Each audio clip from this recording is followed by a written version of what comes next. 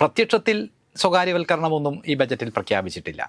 എനിക്ക് തോന്നുന്നു അതാണ് മുഖ്യമന്ത്രി അതിനുശേഷം ബജറ്റ് അവതരണത്തിന് ശേഷം നടത്തിയ വാർത്താ സമ്മേളനത്തിൽ ഇവിടെയാണ് പ്രത്യക്ഷത്തിലുള്ള സ്വകാര്യവൽക്കരണം അങ്ങനെയൊന്നും ഇല്ലല്ലോ എന്ന് അദ്ദേഹം വളരെ ആത്മവിശ്വാസത്തോടെ ചോദിക്കുന്നത് കണ്ടു.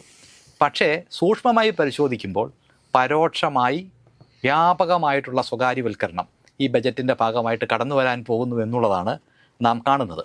ബജറ്റിൽ സർക്കാരിൻ്റെ മൊത്തം ചെലവ് ചെയ്യൽ ടോട്ടൽ പബ്ലിക് എക്സ്പെൻഡിച്ചർ എന്ന് പറയുന്നത് 12,339 കോടി രൂപയുടെ കുറവ്, 12,000 കോടി രൂപയുടെ കുറവ് ഈ ബജറ്റിൽ വരികയാണ്. പബ്ലിക് എക്സ്പെൻഡിച്ചർ എന്ന് വെച്ചാൽ സർക്കാർ നടത്താൻ പോകുന്ന ചെലവ് ചെയ്യൽ. ഇപ്പം നമ്മൾ നോക്കുമ്പം ഈ 12,000 കോടി രൂപ കുറയ്ക്കുന്നു എന്ന് പറഞ്ഞു. അത് എവിടെയൊക്കെയാണ് കുറയ്ക്കുന്നതെന്ന് അന്വേഷിക്കുമ്പം വിദ്യാഭ്യാസ മേഖലയിലും ആരോഗ്യ മേഖലയിലും സാമൂഹ്യക്ഷേമത്തിൻ്റെ മേഖലയിലും പോഷകാഹാരത്തിൻ്റെ മേഖലയിൽ പോലും എല്ലാം കൂടെ കൂടുമ്പോൾ ഏതാണ്ട് 6,600 കോടി രൂപയുടെ വെട്ടിക്കുറവാണ് വരുത്തിയിരിക്കുന്നത്. അപ്പോൾ വിദ്യാഭ്യാസ മേഖലയിലും ആരോഗ്യ മേഖലയിലും ഒക്കെ സർക്കാർ ഇതുവരെ നൽകിയിരുന്ന സേവനങ്ങളിൽ നിന്നും സർക്കാർ പിന്മാറുന്നു. ഡിസിപ്ലിനറി സ്കില്ലെന്ന് വിളിക്കും. ഡിസിപ്ലിൻ ഏതാണോ ആ ഡിസിപ്ലിൻ്റെ പ്രയോഗത്തിന് ആവശ്യമായ സ്കില്ല് അതാണ് യഥാർത്ഥത്തിൽ വിദ്യാർത്ഥികൾക്ക് പകർന്നു കൊടുക്കേണ്ടത്. അങ്ങനെ കിട്ടിയാൽ മാത്രമേ കേരളത്തിൻ്റെ ഈ അഭ്യസ്ത വിദ്യരുടെ ഇടയിലുള്ള തൊഴിലില്ലായ്മയ്ക്ക് പരിഹാരമാകൂ. എന്നാൽ അതിനകത്ത് പറയുന്നില്ലല്ലോ. ഒരു പ്രഖ്യാപനം വന്നു, പക്ഷെ വിശദാംശങ്ങളൊന്നുമില്ല. ഓവറോൾ നമ്മൾ ബജറ്റിനെ കാണുമ്പോൾ പുറമേക്കൊരു വലിയ ചിത്രം നൽകുന്നത് വലിയ രീതിയിൽ കുറേ പദ്ധതികൾ പ്രഖ്യാപിച്ച് കേരളത്തിൻ്റെ വികസനത്തിന് ഒരു പുതുയുഗം സൃഷ്ടിക്കാൻ പോകുന്നു എന്ന പ്രതീതിയാണ് ഈ ബജറ്റ് സൃഷ്ടിക്കാനായിട്ട് പോകുന്നത്. സ്വകാര്യവൽക്കരണം ഉണ്ടോ എന്ന് ചോദിച്ചാൽ ഇല്ല. സാറേ നമസ്കാരം. 2 ലക്ഷം കോടി രൂപയുടെ ഒരു ബഡ്ജറ്റാണ് ബഹുമാനപ്പെട്ട ധനകാര്യ വകുപ്പ് മന്ത്രിയും മുഖ്യമന്ത്രിയുമായിട്ടുള്ള വി ഡി സതീശൻ അവതരിപ്പിച്ചിട്ടുള്ളത്. പല കോണുകളിൽ നിന്നും വിമർശനങ്ങളാണ് ആദ്യം തന്നെ ഈ ബഡ്ജറ്റിന് എതിരെ വരുന്നത്. കാരണം ലോജിക്കുമായിട്ട് ബന്ധമില്ലാത്തൊരു ബഡ്ജറ്റ്, അതായത് ആളുകളുടെ കണ്ണിൽ പൊടിയിട്ടുകൊണ്ട് വലിയ സ്വകാര്യവൽക്കരണത്തിലേക്ക് നാളുകളിൽ പോകാൻ സാധ്യതയുള്ള ഒരു മുന്നോടിയായിട്ടുള്ളൊരു ബഡ്ജറ്റ് എന്ന് തന്നെ പറയേണ്ടി വരും. എങ്ങനെ നോക്കിക്കാണുന്നത് ഈ ബഡ്ജറ്റ്? തീർച്ചയായും ഞാൻ അതിനോട് യോജിക്കുകയാണ്. പക്ഷേ ഒരു കാര്യം നമുക്ക് ശ്രദ്ധയോടെ നോക്കുമ്പോൾ പ്രത്യക്ഷത്തിൽ സ്വകാര്യവൽക്കരണമൊന്നും ഈ ബജറ്റിൽ പ്രഖ്യാപിച്ചിട്ടില്ല. എനിക്ക് തോന്നുന്നു അതാണ് മുഖ്യമന്ത്രി അതിനുശേഷം ബജറ്റ് അവതരണത്തിന് ശേഷം നടത്തിയ വാർത്താ സമ്മേളനത്തിൽ ഇവിടെയാണ് പ്രത്യക്ഷത്തിലുള്ള സ്വകാര്യവൽക്കരണം അങ്ങനെയൊന്നും ഇല്ലല്ലോ എന്ന് അദ്ദേഹം വളരെ ആത്മവിശ്വാസത്തോടെ ചോദിക്കുന്നത് കണ്ടു. പക്ഷേ സൂക്ഷ്മമായി പരിശോധിക്കുമ്പോൾ പരോക്ഷമായി വ്യാപകമായിട്ടുള്ള സ്വകാര്യവൽക്കരണം ഈ ബജറ്റിൻ്റെ ഭാഗമായിട്ട് കടന്നു വരാൻ പോകുന്നു എന്നുള്ളതാണ് നാം കാണുന്നത്. അപ്പോൾ ഞാനൊരു ചെറിയ ബജറ്റിൽ തന്നെ 1-2 കണക്കുകൾ പറയാം. തീർച്ചയായിട്ടും. ബജറ്റിൽ സർക്കാരിൻ്റെ മൊത്തം ചെലവ് ചെയ്യൽ ടോട്ടൽ പബ്ലിക് എക്സ്പെൻഡിച്ചർ എന്ന് പറയുന്നത് 12,339 കോടി രൂപയുടെ കുറവ്, 12,000 കോടി രൂപയുടെ കുറവ് ഈ ബജറ്റിൽ വരികയാണ്. പബ്ലിക് എക്സ്പെൻഡിച്ചർ എന്ന് വെച്ചാൽ സർക്കാർ നടത്താൻ പോകുന്ന ചെലവ് ചെയ്യൽ, സർക്കാരിൻ്റെ സമ്പദ് വ്യവസ്ഥയിലെ ഇടപെടൽ എന്നാണല്ലോ ഇതിൻ്റെ അർത്ഥം. തീർച്ചയായിട്ടും. അപ്പോൾ സർക്കാർ പിന്മാറുന്നു. അപ്പോൾ സർക്കാർ പിന്മാറുമ്പോൾ എന്തായിരിക്കും സംഭവിക്കുക? ഇതുവരെ സർക്കാർ നടത്തിക്കൊണ്ടിരുന്ന ചെലവാണതല്ല. ആ ചെലവ് ചെയ്യലിൽ നിന്ന് 12,000 കോടി രൂപയുടെ ചെലവ് ചെയ്യൽ സർക്കാർ കുറയ്ക്കുന്നു എന്ന് പറഞ്ഞാൽ സർക്കാർ ഇതുവരെ ഏതാണ്ട് അത്ര കണ്ട് തുകയ്ക്ക് നൽകിയിരുന്ന സേവനങ്ങൾ ഇനി മുതൽ സർക്കാർ നൽകുന്നില്ല. വനിതാ പെൻഷൻ ഉൾപ്പെടെയുള്ള പെൻഷനുകളിൽ വനിതാ പെൻഷൻ്റെ കാര്യം അതുൾപ്പെടെ ഈ തുകയാണ്. വനിതാ പെൻഷൻ അടക്കം ഇതിനകത്ത് വരും. അപ്പോൾ ആ സേവനങ്ങളിൽ നിന്ന് സർക്കാർ പിന്മാറുമ്പോൾ പിന്നെ ആ സേവനങ്ങൾ ആരായിരിക്കും നൽകാൻ വരിക? ആ സേവനങ്ങൾ ആരെങ്കിലുമൊക്കെ നൽകണ്ടേ? തീർച്ചയായിട്ടും. ഇപ്പം നമ്മൾ നോക്കുമ്പം ഈ 12,000 കോടി രൂപ കുറയ്ക്കുന്നു എന്ന് പറഞ്ഞു. അത് എവിടെയൊക്കെയാണ് കുറയ്ക്കുന്നതെന്ന് അന്വേഷിക്കുമ്പം വിദ്യാഭ്യാസ മേഖലയിലും ആരോഗ്യ മേഖലയിലും സാമൂഹ്യക്ഷേമത്തിൻ്റെ മേഖലയിലും പോഷകാഹാരത്തിൻ്റെ മേഖലയിൽ പോലും എല്ലാം കൂടെ കൂടുമ്പോൾ ഏതാണ്ട് 6,600 കോടി രൂപയുടെ വെട്ടിക്കുറവാണ് വരുത്തിയിരിക്കുന്നത്. അപ്പോൾ വിദ്യാഭ്യാസ മേഖലയിലും ആരോഗ്യ മേഖലയിലും ഒക്കെ സർക്കാർ ഇതുവരെ നൽകിയിരുന്ന സേവനങ്ങളിൽ നിന്നും സർക്കാർ പിന്മാറുന്നു. അപ്പോൾ അതായത് ആശാ വർക്കർ ഈ അംഗൻവാടി ടീച്ചർമാർക്ക് നിസ്സാരമായിട്ടുള്ള ശമ്പളം കൂട്ടുന്ന സമയത്ത് അംഗൻവാടിയിലേക്ക് വരേണ്ട പോഷകാഹാരങ്ങൾ ഉൾപ്പെടെയുള്ള സാധനങ്ങൾ വേണ്ട എന്ന് വെക്കുന്നു. അല്ലെങ്കിൽ അതിനുള്ള ചെലവ് സർക്കാർ നടത്തുന്നില്ല. അപ്പോൾ അത് പക്ഷേ ആരെങ്കിലും അത് നൽകണ്ടേ? ഇതുവരെ നൽകിക്കൊണ്ടിരുന്നത് ഇനി മുതൽ ആരെങ്കിലും നൽകേണ്ടി വരും. അപ്പോൾ ഇതാണ് നമ്മൾ എപ്പോഴും പറയുന്നത്, സർക്കാർ എവിടെ നിന്നൊക്കെയാണോ പിന്മാറുന്നത് ആ പിന്മാറുന്ന ഇടത്തേക്ക് ആരായിരിക്കും കടന്നു വരിക? സ്വകാര്യ മേഖല കടന്നു വരും. അപ്പോൾ ആ രീതിയിൽ പരോക്ഷമായിട്ടുള്ള വലിയ സ്വകാര്യവൽക്കരണം അതായത് അംഗൻവാടികൾക്ക് പരമായിട്ട് ഇവിടുത്തെ സ്വകാര്യ UKG-കളെയും LKG-കളെയൊക്കെ പ്രൊമോട്ട് ചെയ്യാൻ വേണ്ടി സർക്കാർ തീരുമാനിച്ചിരിക്കുന്നു എന്ന് വേണം നമ്മൾ മനസ്സിലാക്കാൻ. കാരണം വിദ്യാഭ്യാസ മേഖലയിൽ ചെലവ് ചുരുക്കുക എന്ന് പറഞ്ഞു കഴിഞ്ഞാൽ വിദ്യാഭ്യാസ മേഖലയിലെ പ്രധാനപ്പെട്ട ചെലവ് ഈ അധ്യാപകർക്കും മറ്റ് അനുബന്ധ ജീവനക്കാർക്കും നൽകുന്ന ശമ്പളമാണല്ലോ. തീർച്ചയായിട്ടും. അപ്പോൾ അതിനി കുറയ്ക്കാൻ പോകുന്നു. കാര്യമായിട്ട് 3,000 കോടി രൂപയുടെ കുറവ് അവിടെ വരാൻ പോകുന്നത്. അപ്പോൾ എന്ന് പറഞ്ഞു കഴിഞ്ഞാൽ അത്ര കണ്ട് സേവനങ്ങൾ കുറയുന്നു. അപ്പോൾ ഇനിയിപ്പം സ്വകാര്യ പല സ്കൂളുകളും പൂട്ടപ്പെട്ടേക്കാം, അല്ലെങ്കിൽ ടീച്ചർമാരില്ലാത്ത സ്ഥലങ്ങളിലൊന്നും ഇനി പുതിയ നിയമനങ്ങൾ ഉണ്ടാവില്ല. ചില സ്കൂളുകളിലെ എയ്ഡഡ് പദവികളിലേക്ക് ഉയർത്തുന്നു പറഞ്ഞിട്ടുണ്ട്. അത് വളരെ സെലക്റ്റീവ് ആയിരിക്കും. അപ്പം ഏതെങ്കിലും 1-2 സ്കൂളുകളിനെ എയ്ഡഡ് പദവിയിലേക്ക് ഉയർത്തി എന്ന് കരുതി, അപ്പം അങ്ങനെയാണെങ്കിൽ മൊത്തത്തിൽ ചെലവ് കൂടുന്നില്ലല്ലോ. അപ്പോൾ പുതിയൊരു എയ്ഡഡ് സ്കൂളിനെ മുന്നോട്ട് കൊണ്ടുവരിക എന്നാണെങ്കിൽ മൊത്തത്തിലുള്ള അലോക്കേഷൻ കൂടണം, പക്ഷെ അലോക്കേഷൻ കുറയുക. അപ്പൊ അതിന്റെ അർത്ഥം വേറെ എന്തിന്റെയൊക്കെയോ ചെലവിലാണ്, വേറെ ഏതൊക്കെയോ വെട്ടി ചുരുക്കിയിട്ടാണ് ഈ 1-2 സ്കൂളുകളും മറ്റും എയ്ഡഡ് മേഖലയിൽ തുടങ്ങാനും പോകുന്നത്. അപ്പോൾ എവിടെ നിന്നൊക്കെയാണോ സർക്കാർ പിന്മാറുന്നത്, ആ സ്ഥലങ്ങളിലേക്കെല്ലാം സ്വകാര്യ മേഖല വ്യാപകമായി കടന്നു വരാൻ പോകുന്നു എന്നുള്ളതാണ് നാം മനസ്സിലാക്കേണ്ടത്. അപ്പോൾ അങ്ങനെയാണ് പരോക്ഷമായ വമ്പൻ സ്വകാര്യവൽക്കരണം. അതോടൊപ്പം വേറൊരു കാര്യം കൂടി ഉള്ളത്, ഇപ്പോൾ കോഴിക്കോട് സ്റ്റേഡിയത്തിന് 50 കോടി രൂപ മാറ്റി വെക്കുമെന്ന് പറഞ്ഞു. ശരിയാണ്, കോഴിക്കോട് ഒരു സ്റ്റേഡിയം വരേണ്ടത് ആവശ്യമാണ്. ഫുട്ബോൾ പ്രേമികളുടെ നാടാണല്ലോ കോഴിക്കോടും മലബാറും ഒക്കെ. നമുക്കറിയാം, ഇപ്പോൾ കാര്യവട്ടത്ത് ഇപ്പം ആ ഗ്രീൻ ഫീൽഡ് ക്രിക്കറ്റ് സ്റ്റേഡിയം, അതിന് 150 കോടി രൂപയാണ് അതിനുവേണ്ടി മാറ്റിവെച്ചത്. അപ്പോൾ ഇപ്പോൾ അത് അത്തരമൊരു സ്റ്റേഡിയം പണിയണമെങ്കിൽ ഒരു 250 കോടി രൂപയെങ്കിലും വേണം. പക്ഷേ 50 കോടി രൂപയാണ് മാറ്റിവെച്ചിരിക്കുന്നത്. അപ്പോൾ അതിൻ്റെ അർത്ഥം എന്താണ്? അതിൻ്റെ അർത്ഥം ഒരു 20 ഏക്കറോളം സ്ഥലം വാങ്ങാനായിട്ട് ഈ 50 കോടി രൂപ ചെലവഴിക്കും. അപ്പോൾ സ്ഥലമെല്ലാം അക്യൂർ ചെയ്യും, സ്ഥലം ഏറ്റെടുത്ത് കൈമാറും. പിന്നെ അവിടെ സ്റ്റേഡിയം പണിയുകയും അതിന് അനുബന്ധ സാഹചര്യങ്ങളും സൗകര്യങ്ങളും സൃഷ്ടിക്കുകയും എല്ലാം ചെയ്യുന്നത് സ്വകാര്യ നിക്ഷേപകരും സ്വകാര്യ സംരംഭകരും. അതായത് വിഴിഞ്ഞം പോർട്ട് ഇപ്പോൾ അദാനി നടത്തുന്ന പോലെ, അല്ലെങ്കിൽ തിരുവനന്തപുരം എയർപോർട്ട് അദാനി നടത്തുന്ന പോലെ ഏതെങ്കിലും ഒരു സ്വകാര്യ വ്യക്തി. കാരണം അതിൻ്റെ കൂട്ടത്തിൽ ഇന്ന് മുഖ്യമന്ത്രി വേറൊരു കാര്യം കൂടെ പറഞ്ഞിട്ടുമുണ്ട്. കാരണം എന്താ വെച്ച് കഴിഞ്ഞാൽ, ഇപ്പോൾ എന്താ വെച്ച് കഴിഞ്ഞാൽ വിദേശത്തുനിന്ന് വരുന്ന പൈസ, അതായത് പ്രവാസികൾ അയക്കുന്ന പൈസ ഇവിടെ എക്സ്പെൻഡിച്ചറുകൾക്ക് വേണ്ടിയിട്ടാണ് ഉപയോഗിച്ചുകൊണ്ടിരിക്കുന്നത്. പക്ഷേ അത് മാറിയിട്ട് അത് ഇൻവെസ്റ്റ്മെന്റുകളായിട്ട് വരണം എന്നുകൂടി പറഞ്ഞിട്ടുണ്ട്.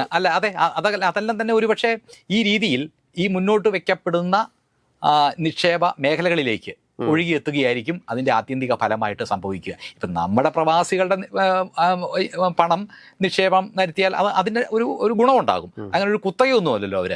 പക്ഷെ അതായിരിക്കില്ല, അത് മാത്രമായിരിക്കില്ല സംഭവിക്കാൻ പോകുന്നത്. അതിൻ്റെ പല മടങ്ങ് വമ്പൻ ശക്തികൾ, വമ്പൻ കോർപ്പറേറ്റുകളും വമ്പൻ ശക്തികളുമായിരിക്കും ഒരുപക്ഷെ. അല്ല, ഈ പ്രവാസി നിക്ഷേപങ്ങൾ എന്ന് പറയുമ്പോൾ തന്നെ ഇവിടെ നിന്ന് പോയിട്ടുള്ള സാധാരണക്കാരായിട്ടുള്ള ആളുകൾ എന്തോരം നിക്ഷേപം കേരളത്തിൽ നടത്തുന്നുണ്ടെന്നുള്ള കാര്യം നമുക്ക് എല്ലാവർക്കും അറിയാം. ഏതാനും ചില കോർപ്പറേറ്റ് കമ്പനികൾ മാത്രമാണ് പ്രവാസികൾ എന്ന പേരിൽ കേരളത്തിൽ നിക്ഷേപങ്ങൾ നടത്തുന്നുള്ളൂ.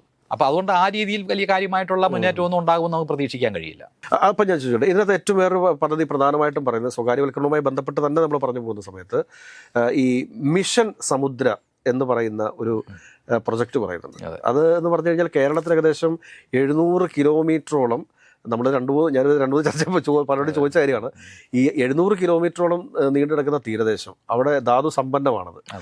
ഈ ധാതു സമ്പന്നമായിട്ടുള്ള ഈ ഒരു പ്രദേശത്തെയൊക്കെ ഈ 17 മിനി പോർട്ടുകൾക്കും പൊന്നാനി പോർട്ടുകൾക്കും അതോടൊപ്പം തന്നെ വാട്ടർ ടൂറിസത്തിനുമൊക്കെ ആയിട്ട് മാറ്റുന്ന സമയത്ത് ശരിക്കും പറഞ്ഞു കഴിഞ്ഞാൽ കേരളത്തിൻ്റെ തീരദേശ മേഖലയെ അങ്ങോട്ട് ഇല്ലാതാക്കുന്നതിന് തുല്യമല്ലേ? എന്നാൽ തീരദേശത്തുള്ള ആളുകൾ യാതൊരു സമരപരിപാടികളായിട്ട് വരാതിരിക്കാൻ വേണ്ടി ചില സൗജന്യങ്ങളും അവർക്ക് കൊടുത്ത് അവരുടെ കണ്ണി പൊടിയിടുന്നുണ്ട്.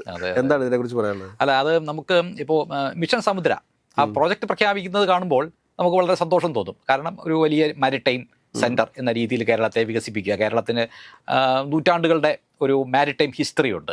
BC മുതൽ തന്നെ റോമൻ സാമ്രാജ്യവുമൊക്കെയായി ബന്ധമുണ്ട്. അറബ് വ്യാപാരികളും ഒക്കെ ഇവിടെ വരികയും പോവുകയും ചെയ്യുന്ന അങ്ങനെ ഒരു വലിയൊരു പാരമ്പര്യം കേരളത്തിനുണ്ട്. അപ്പോൾ ആ അർത്ഥത്തിലാണ് ഇത് പ്രഖ്യാപിച്ചിരിക്കുന്നത്. പക്ഷേ അതിനുവേണ്ടി മാറ്റിവെച്ചിരിക്കുന്ന തുക കേവലം 400 കോടി രൂപ മാത്രമാണ്.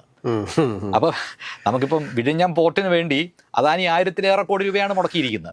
അപ്പോഴാണ് കേരളത്തിൽ അങ്ങോളം ഇങ്ങോളം 700 കിലോമീറ്ററോളം ദൂരം വരുന്ന മേഖലയിലേക്ക് ആകെ 400 കോടി രൂപ മാറ്റിവെക്കുന്നത്. അപ്പോൾ യഥാർത്ഥത്തിൽ നമ്മൾ നേരത്തെ സ്റ്റേഡിയത്തിന്റെ കാര്യം പറഞ്ഞ പോലെ ഇത് ഏറ്റവും അടിസ്ഥാന ബോട്ട് അല്ലേ, ഒരു ബിൽഡ് ഓപ്പറേറ്റഡ് ട്രാൻസ്ഫർ, അല്ലെങ്കിൽ ഡി ബോട്ട് എന്ന് പറയും, ഡിസൈൻ ബിൽഡ് ഓപ്പറേറ്റഡ് ട്രാൻസ്ഫർ. ഈ പല മോഡലുകളുണ്ട്. അപ്പോൾ ഇതിൽ ഏതെങ്കിലുമൊക്കെ ഒരു മാതൃകയായിരിക്കും ഈ പദ്ധതിയുടെ വിജയത്തിന് വേണ്ടി സർക്കാർ DPR മറ്റു കാര്യങ്ങൾക്കൊക്കെ ആയിട്ട് ഈ 400 കോടി രൂപ പ്രയോജനപ്പെടുത്തും. അല്ലെങ്കിൽ ഏതെങ്കിലും എനിക്ക് മനസ്സിലാക്കാൻ സാധിച്ചിട്ടുള്ളത് ഒരു IIT ഓൾറെഡി ഈ പ്രൊജക്റ്റ് അദാനിക്ക് വേണ്ടിയിട്ട് പ്രിപ്പയർ ചെയ്ത് കഴിഞ്ഞു എന്നുള്ളതാണ് അറിയാൻ വേണ്ടി സാധിച്ചിട്ടുള്ളത്. അപ്പോൾ ആ പ്രൊജക്റ്റിൻ്റെ ഡീറ്റെയിൽ സ്റ്റഡി എന്നും പറഞ്ഞുകൊണ്ട് ഒരുപക്ഷെ ഒരു 400 കോടി രൂപ സ്പെൻഡ് ചെയ്തേക്കാം. വളരെ വലിയ രീതിയിൽ ഒരു ഉദ്ഘാടന മഹാമഹ സംഘടിപ്പിച്ചേക്കാം. അതിനുശേഷം പിന്നീട് സർക്കാർ ചില കണ്ടീഷനോടുകൂടി അദാനിയുമായിട്ടൊരു എഗ്രിമെൻറ്റിൽ ഏർപ്പെട്ടേക്കാം. ഒരു 20 വർഷത്തേക്ക് ഈ പോർട്ടുകളുടെ എല്ലാം നടത്തിപ്പ് അത് അദാനിക്കാണെന്ന് പറയും. 20 വർഷങ്ങൾക്ക് ശേഷം ഇവിടെ എന്താ സംഭവിക്കുന്നത് പറയാൻ പറ്റത്തില്ലല്ലോ. ഈ 99 വർഷത്തെ ലീസിന് വേണ്ടിയിട്ട് കൊടുത്തിട്ടുള്ള 5 ലക്ഷം ഏക്കർ തോട്ടം ഇന്നേ വരെ സർക്കാരിന് തിരിച്ചുപിടിക്കാൻ പറ്റിയിട്ടില്ല.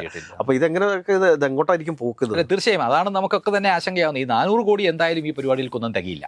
ഇതിന്റെ DPR തയ്യാറാക്കാനും അത്യാവശ്യം വളരെ ബേസിക് ആയിട്ടുള്ള ഭൂമി അക്യൂർ ചെയ്യുന്നതിനും പോലും ഈ 400 കോടി തികയില്ല. അപ്പൊ പിന്നെ എങ്ങനെയായിരിക്കും പോവുക? അപ്പൊ ഏറ്റവും അടിസ്ഥാനപരമായ കാര്യങ്ങൾ ചെയ്യുക, ബാക്കിയുള്ളതിനെല്ലാം വലിയ രീതിയിൽ. ഇപ്പൊ അദാനി എന്ന് മാത്രമായിരിക്കില്ല, പല ആളുകൾ ഇഷ്ടംപോലെ ഗൾഫിൽ നിന്നൊക്കെയുള്ള ബിസിനസ്സുകാർ കേരളത്തിലേക്ക് ഒഴുകാൻ വേണ്ടി പോവുകയാണ്. ഇത് കൂടാണ്ട് ഞാൻ വേറൊരു കാര്യം ചോദിച്ചോളൂ. ഇപ്പം ഗ്ലോബൽ ജോബ് വാച്ച് ടവർ എന്ന് പറഞ്ഞുകൊണ്ടൊരു പദ്ധതി കൊണ്ടിരുന്നു. അതിന് വേണ്ടിയിട്ട് 2 കോടി രൂപ മാറ്റിവെക്കും. എന്തായിരിക്കും അദ്ദേഹം ഉദ്ദേശിച്ചിട്ടുണ്ടാവുക? അത് ശരിക്കും പറഞ്ഞു കഴിഞ്ഞാൽ അത് ഇപ്പം നമുക്കറിയാമല്ലോ, കേരളത്തിൽ തൊഴിലില്ലായ്മ വളരെ രൂക്ഷമായ നിലയാണ്, പ്രത്യേകിച്ച് അഭ്യസ്ത വിദ്യരായ യുവജനങ്ങളുടെ ഇടയിലുള്ള തൊഴിലില്ലായ്മ. അപ്പോൾ ഇത് അടിയന്തരമായിട്ട് തന്നെ കേരളം അഡ്രസ്സ് ചെയ്യേണ്ട ഒരു പ്രശ്നമാണ്. അത് UDF തെരഞ്ഞെടുപ്പ് കാലത്തും എല്ലാം തന്നെ അവർ ഉന്നയിക്കുന്ന ഒരു കാര്യം കൂടിയാണ്. അപ്പോൾ സ്വാഭാവികമായും അതിന് നിങ്ങൾ എന്ത് പദ്ധതി മുന്നോട്ട് വെച്ചു എന്നൊരു ചോദ്യം അവിടെ ഉണ്ടാവുമല്ലോ. അപ്പോൾ ആ ചോദ്യത്തിന് ഒരു ഉത്തരം ഉണ്ടാവണം. ആ ഉത്തരം എന്ന രീതിയിൽ മാത്രമേ നമുക്ക് ഈ ഗ്ലോബൽ ജോബ് വാച്ച് ടവർ എന്ന രീതിയിൽ നമ്മളിത് ഇങ്ങനെ നോർമലി ആ ഒരു പദം എടുത്ത് പരിശോധിക്കുന്ന സമയത്ത് ഇതിനൊന്നും ഒരു എക്സ്പ്ലെയിനർ ഇല്ല കേട്ടോ. ഒരു എക്സ്പ്ലനേഷൻ ഒന്നും പറയുന്നില്ല, ജസ്റ്റ് പ്രൊജക്ട് മാത്രമാണ്. അതിന് 2 കോടി രൂപ എന്നാണ് പറയുന്നത്. അതായത് നമ്മൾ ഈ ChatGPT അതോടൊപ്പം തന്നെ ഗൂഗിൾ ഇത് രണ്ടും ഉപയോഗിച്ച് ഈ ലോകത്ത് നടക്കുന്ന എന്ത് അപ്ഡേഷൻ നമുക്ക് കണ്ടുപിടിക്കാൻ പറ്റും. ഈ അപ്ഡേഷൻസ് കണ്ടുപിടിച്ചതിന് ശേഷം അത് നമ്മളുടെ ഒരു റിസർച്ച് ടീം, എന്തിനാണ് പിന്നെ PSC എന്ന് പറയുന്നത് സംസ്ഥാന സർക്കാരിൻ്റെ ഉദ്യോഗസ്ഥന്മാരെ മാത്രം നിയമിക്കാൻ വേണ്ടിയിട്ടുള്ളതാണെങ്കിൽ പിന്നെ അതിനുള്ള യൂണിവേഴ്സിറ്റികൾ PSCയും യൂണിവേഴ്സിറ്റികളൊക്കെ ക്ലബ്ബ് ചെയ്തുകൊണ്ട് വേണമെങ്കിൽ അതിനെ മാറ്റിയെടുക്കാൻ പറ്റുന്നല്ലേ ഉള്ളൂ. അതിനുവേണ്ടി പ്രത്യേകിച്ചൊരു അല്ല. പക്ഷേ ഇത് ഒരു പക്ഷേ എനിക്ക് തോന്നുന്നു ഈ നൈപുണി സ്വകാര്യ സംരംഭകർ എന്ന രീതിയിൽ സ്കില്ല് നൽകണമല്ലോ, സ്കിൽ ഡെവലപ്മെന്റ് ആവശ്യം. അത് സാറേ ഇപ്പോൾ ഇവർ പറയുന്ന കാര്യം സർക്കാർ VD സതീശൻ്റെ പല പ്രസംഗങ്ങളിൽ നമുക്ക് മനസ്സിലാക്കാൻ സാധിച്ചിട്ടുള്ളത് വെച്ചാൽ വിദ്യാർത്ഥികൾ ക്യാമ്പസുകളിൽ നിന്ന് പഠിച്ചിറങ്ങുന്ന സമയത്ത് ടെക്നോളജി ഔട്ട്ഡേറ്റഡ് ആവുന്നു. അപ്പോൾ ഔട്ട്ഡേറ്റഡ് ആവുന്ന ടെക്നോളജിയെ കുറിച്ച് ലോകത്തിന്റെ വിവിധ ഭാഗങ്ങളിൽ നിന്ന് അതിനെക്കുറിച്ചുള്ള കാര്യങ്ങളൊക്കെ പഠിച്ച് ആ ഒരു സിലബസ് ഒക്കെ അപ്ഡേറ്റ് ചെയ്ത് വിടാൻ വേണ്ടിയിട്ടാണ് ഈ ഗ്ലോബൽ ജോബ് വാച്ച് ടവർ. അതാണ് അതിന്റെ ഉദ്ദേശം. അതിന് ഈ 2 കോടി രൂപ കൊണ്ട് എന്ത് കാണിക്കാൻ? അല്ല, അത് മാത്രമല്ല, ഇനി ആ പദ്ധതിക്ക് ഈ പറഞ്ഞ സാങ്കത്യം ഉണ്ടാകണമെങ്കിൽ വളരെ കോൺക്രീറ്റ് ആയിട്ടുള്ള ഒരു പ്ലാൻ അവിടെ ഉണ്ടാവണം. എന്താണ് ഇതുകൊണ്ട് ചെയ്യാൻ ഉദ്ദേശിക്കുന്നത്? ഇപ്പം നമ്മൾ സ്കിൽ വിദ്യാർത്ഥികൾക്ക് സ്കിൽ പകർന്നു കൊടുക്കും. ഇപ്പം ASAP ഉണ്ടല്ലോ, ഇവിടെ ഓൾറെഡി ASAP ഇവിടെ പ്രവർത്തിക്കുന്നുണ്ട് വിദ്യാർത്ഥികൾക്ക് ഈ നൈപുണി വികസനത്തിന് വേണ്ടി. അപ്പോൾ ഏതാണ്ട് സമാനമായിട്ടുള്ള രീതിയിലാണ് ഈ പദ്ധതി ഇപ്പം പ്രഖ്യാപിച്ചിരിക്കുന്നത്. പക്ഷേ ഏത് രീതിയിലായിരിക്കും നമ്മുടെ സാധാരണ കോളേജുകളിൽ നിന്നും യൂണിവേഴ്സിറ്റികളിൽ നിന്നൊക്കെ പഠിച്ചിറങ്ങിയവർക്ക് നൈപുണി ഏത് രീതിയിലാണ് പകർന്നു കൊടുക്കുക എന്നുള്ളത് അതിനൊരു കോൺക്രീറ്റ് ആയിട്ടുള്ളൊരു പ്ലാൻ വേണ്ടേ? ഞാൻ ഇത് പറയുന്നതിന് കാരണം ഈ നൈപുണിയുമായി ബന്ധപ്പെട്ട 2 ആശയങ്ങളുണ്ട്. ഒന്ന്, ഈ കമ്പോളം ആവശ്യപ്പെടുന്ന കുറേ നൈപുണിയുണ്ട്. അതാണ് ഇപ്പോൾ ASAP പോലത്തെ പരിപാടികളൊക്കെ ചെയ്തു കൊടുക്കുന്നത്. എന്നാൽ ഈ അഭ്യസ്തരായ വിദ്യാർത്ഥി ഇപ്പം BSc ഫിസിക്സ്, MSc കെമിസ്ട്രി ഒക്കെ പഠിച്ച വിദ്യാർത്ഥിക്ക് ഇപ്പം നമുക്ക് ഏതെങ്കിലും ചെറിയ ഒരു നൈപുണി അല്ലല്ലോ അവർക്ക് ആവശ്യം. അവർ വലിയ രീതിയിൽ പഠിച്ചിട്ടുള്ള നല്ല ആഴത്തിൽ അറിവ് നേടിയിട്ടുള്ള ഒരു വിഭാഗമാണ്. അപ്പം നമ്മൾ ജോലിക്ക് വെക്കേണ്ടത് അവരുടെ വിദ്യാഭ്യാസത്തിൻ്റെ പ്രയോഗവുമായി ബന്ധപ്പെട്ടായിരിക്കണം അവർക്കൊരു ജോലി കിട്ടാൻ. അതല്ലാതെ അവർ ഏതെങ്കിലും ഇപ്പോൾ അനിമേഷൻ്റെ ഒരു ചെറിയ ഒരു സ്കിൽ കോഴ്സ്, ഒരു ഡിപ്ലോമ കോഴ്സോ അല്ലെങ്കിൽ വെബ്സൈറ്റ് ഡിസൈനിങ് എന്നൊരു കോഴ്സ് അതൊന്നും പഠിച്ചിട്ട് ജോലി ചെയ്യാനുള്ളവരല്ലല്ലോ BSc ഫിസിക്സും MSc കെമിസ്ട്രിയും ഒക്കെ പഠിച്ചു വരാം. അപ്പോൾ ഞാൻ പറഞ്ഞത് ഇതാണ്, ഇപ്പോൾ ഈ വിദ്യാഭ്യാസ പരിപാടിയുമായി ബന്ധപ്പെട്ട ഒരു ജോബുണ്ട്.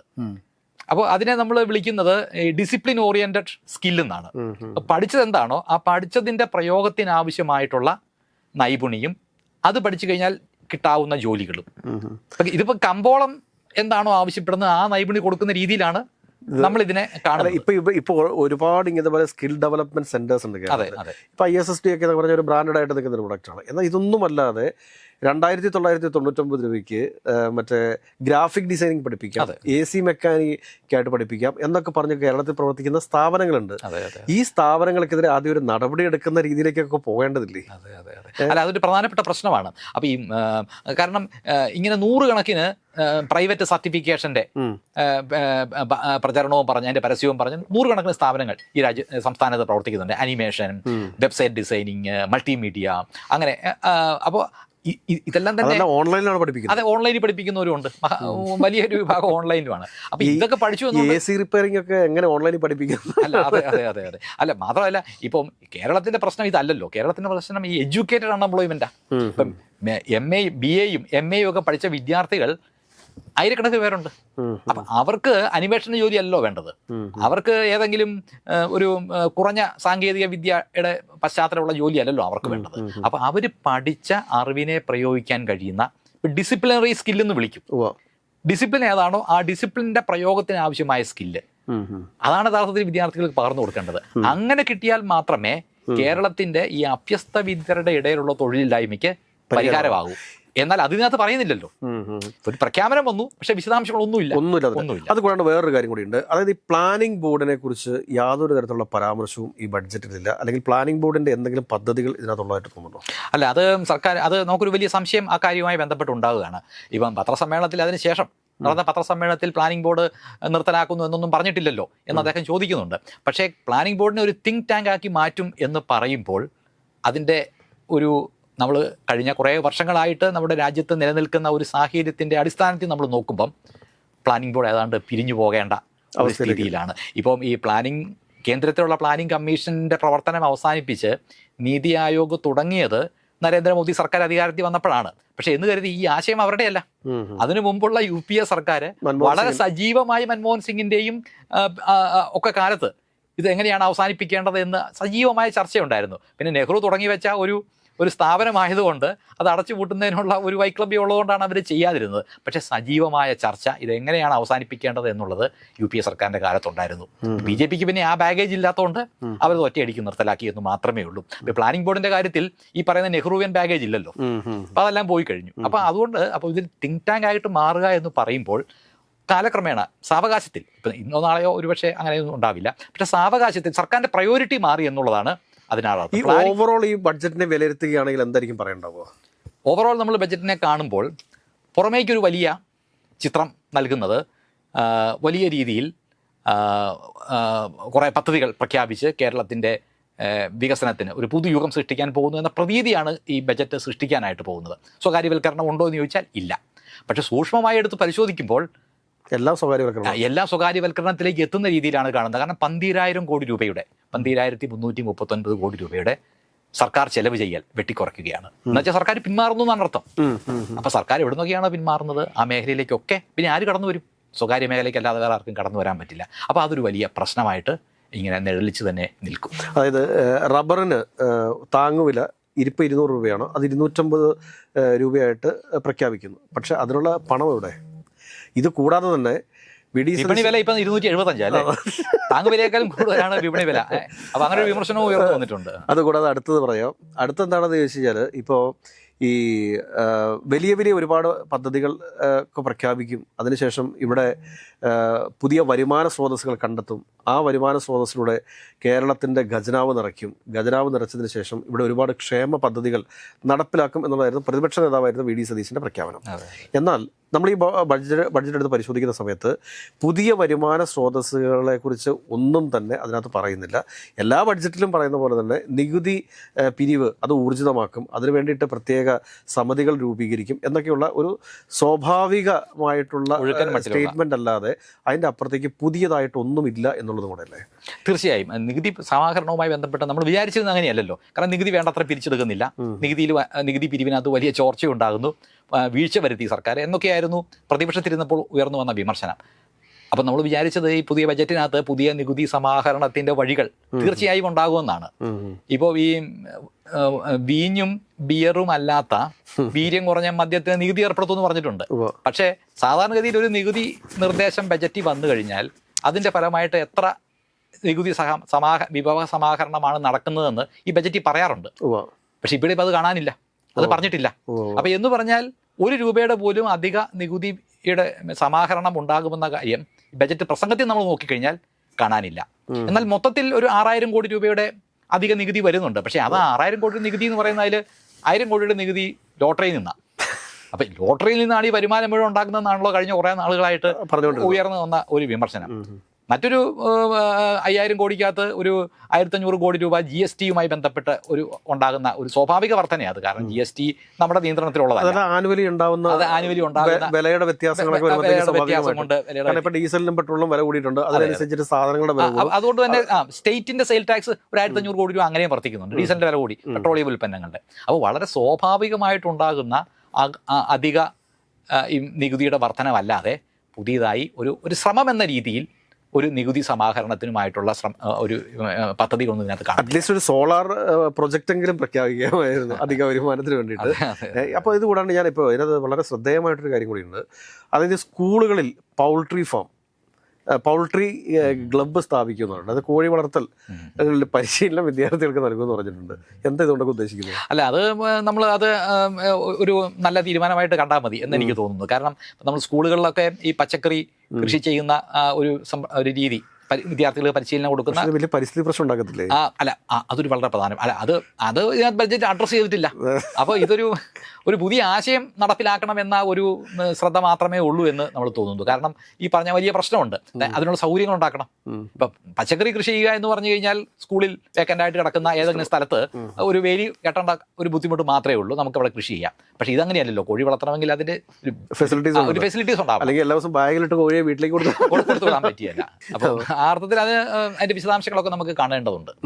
അപ്പൊ മൊത്തത്തിൽ പറയുകയാണെങ്കിൽ ഈ ഒരു ബഡ്ജറ്റിന് സാർ അവസാനമായിട്ട് എത്ര മാർക്ക് കൊടുക്കും? ഈ ബഡ്ജറ്റിന് നമുക്ക് കൊടുക്കാൻ ഒരു 10-ലാണെങ്കിൽ ഒരു 4 മാർക്ക് മാത്രമേ കൊടുക്കാൻ കഴിയൂ. ഒരു കാരണം കൂടെ ഉണ്ടല്ലോ, ഒരു മാർക്ക് മാത്രം പറഞ്ഞാൽ പോരല്ലോ.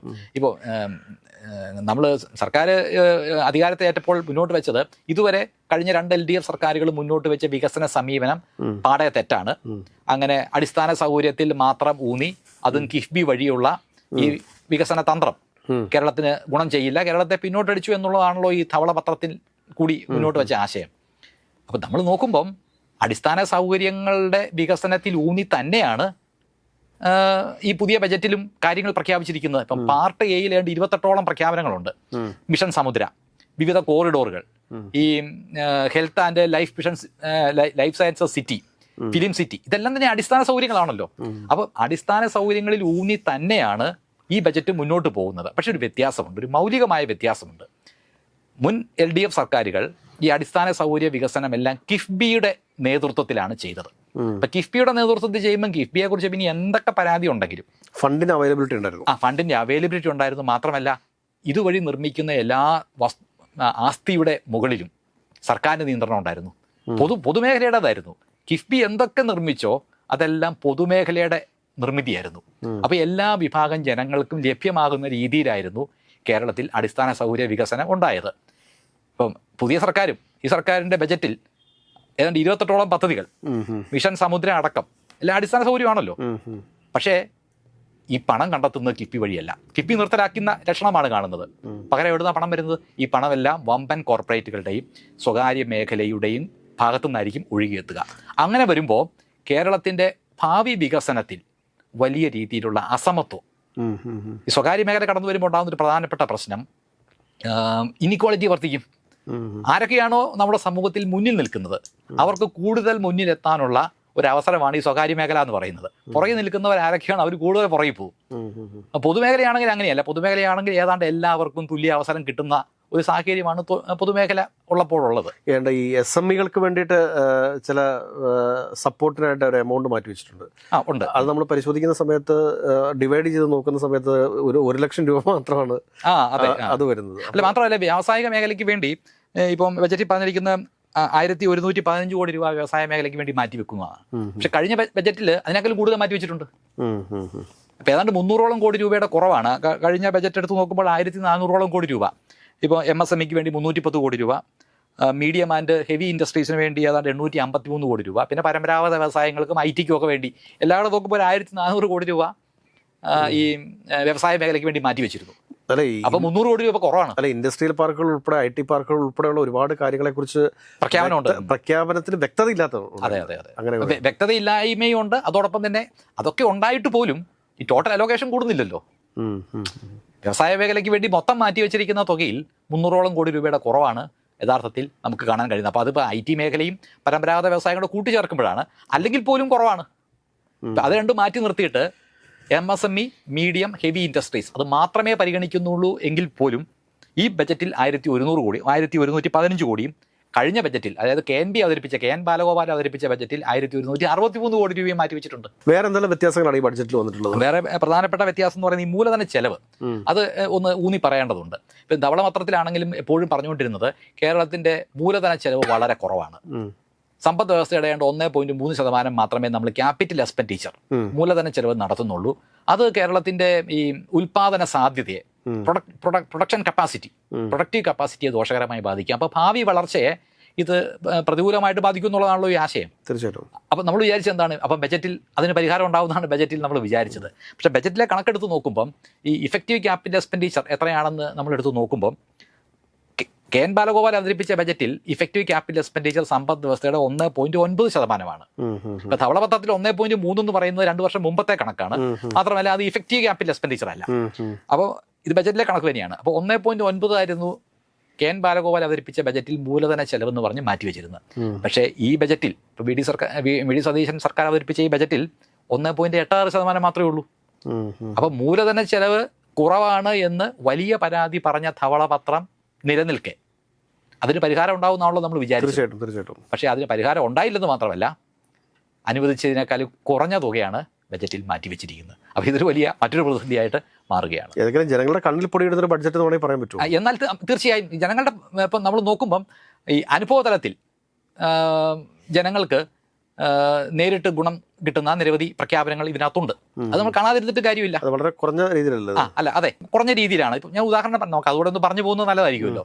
ഇപ്പോൾ എൻഡോസൾഫാൻ ദുരിതബാധിതർ, അവരെ സർക്കാർ, ആ കുടുംബങ്ങളെ സർക്കാർ ഏറ്റെടുക്കും എന്ന് പറയുന്ന ഒരു നല്ല പ്രഖ്യാപനമാണ്. ഈ മത്സ്യത്തൊഴിലാളികളെ സംബന്ധിച്ച് അവർക്ക് കടലിൽ മത്സ്യബന്ധനത്തിന് പോകാൻ കഴിയാതെ വരുന്ന ദിവസങ്ങളിൽ അവർക്ക് വേതനം നൽകും എന്ന് പറയുന്നത് നല്ല പ്രഖ്യാപനമാണ്. ഫിഷറി സപ്ലാൻ, പുതിയതായിട്ട് ഒരു മത്സ്യബന്ധന മേഖലയ്ക്ക് വേണ്ടി ഒരു സപ്ലാൻ പ്രഖ്യാപിച്ചിരിക്കുന്നു. അതൊക്കെ തന്നെ. പക്ഷേ ഇതെല്ലാം കൂടെ കൂടുമ്പോഴും ചെലവ് വർദ്ധിക്കുന്നില്ലല്ലോ, സർക്കാരിൻ്റെ ചെലവ് കുറയുകയാണ്. എന്ന് പറഞ്ഞു കഴിഞ്ഞാൽ മറ്റേതൊക്കെയോ പ്രധാനപ്പെട്ട പദ്ധതികൾ വെട്ടിച്ചുരുക്കിയിട്ടാണ് ഈ പദ്ധതികളൊക്കെ പ്രഖ്യാപിച്ചിരിക്കുന്നത്. അപ്പോൾ ഒരാളുടെ കയ്യിൽ നിന്ന് എടുത്ത് മറ്റൊരാൾക്ക് കൊടുക്കുന്നു എന്ന രീതിയിൽ മാത്രമേ നമുക്കിതിനെ കാണാനായിട്ട് കഴിയും. അപ്പോൾ അതാണ് ഇതിൻ്റെ ഒരു പ്രശ്നമായിട്ട്. അതുകൊണ്ടാണ് ഞാൻ 10ൽ ഒരു 4 മാർക്ക് കൊടുക്കുന്നുള്ളൂ എന്ന് പറഞ്ഞു. വരും ദിവസങ്ങൾ നമ്മൾ കൂടുതലായിട്ട് ഈ ബഡ്ജറ്റിനെ കുറിച്ച് നമുക്ക് ചർച്ച ചെയ്ത് പോകാമെന്ന് എനിക്ക് തോന്നുന്നു.